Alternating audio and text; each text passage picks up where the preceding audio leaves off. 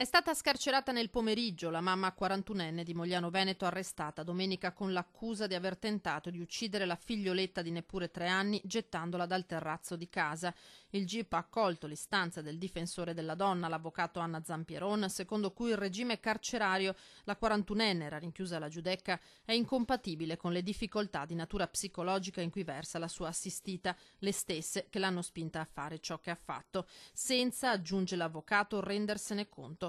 La donna ha ottenuto gli arresti domiciliari, non è tornata ovviamente a casa sua, ma ha trovato sistemazione da dei familiari che la dovranno seguire costantemente. Prostrata, disperata per il gesto compiuto, ha voluto parlare davanti al giudice dimostrando il suo dolore e lo stato depressivo in cui è sprofondata, al punto da essere stata ripetutamente in cura per motivi psichiatrici. Uno stato di cui la famiglia è consapevole, tanto da essersi stretta attorno alla piccola, ma anche alla madre, per cercare di superare tutti insieme questo dramma. Il pubblico ministero ha chiesto al GIP di poter svolgere a breve un incidente probatorio per valutare le capacità dell'indagata al momento dei fatti.